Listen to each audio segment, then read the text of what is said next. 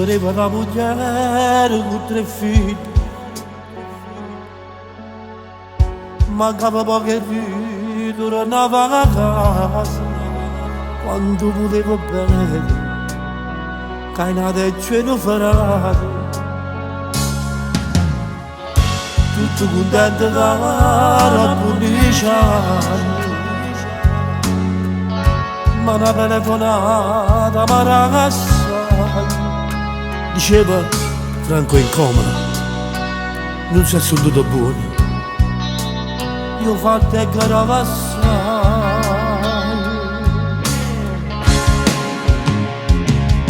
50 anni una vita distrutta, poca potevo stare insieme con i figli e con tutta la famiglia. E pensavamo che torna a casa, se mi sa ancora e poi tutto è perduto, ma chi se l'aspettava? 5 gennaio 2022, sono passato 4 anni e ancora sto piangendo. A sti come sei stato cattivo, è voluto un figlio di Catania, o forse è il suo destino. Quanto avevo fatto, che ogni ancora più assai, che stava fatto, non era festa, ma solo dolore che non passa.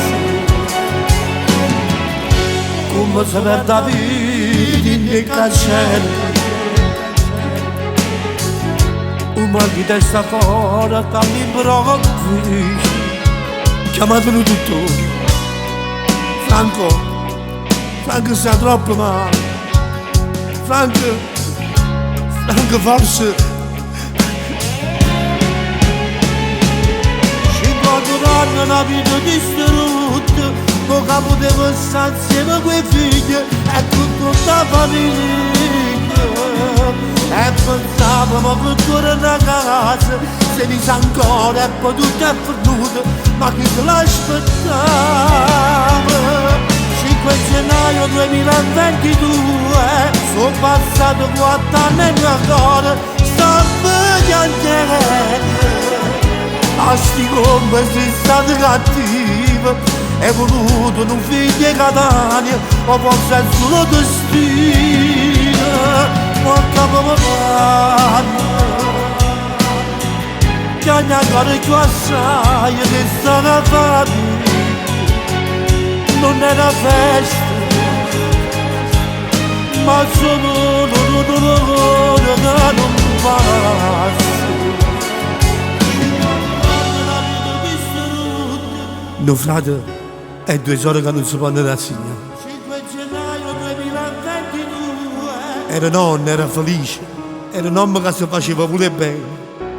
Lui era Franco, che ti possa avere il vento in poppa, che il sole ti risplenda in viso, e coviendo il tuo destino ti porta in alto a danzare con le stelle.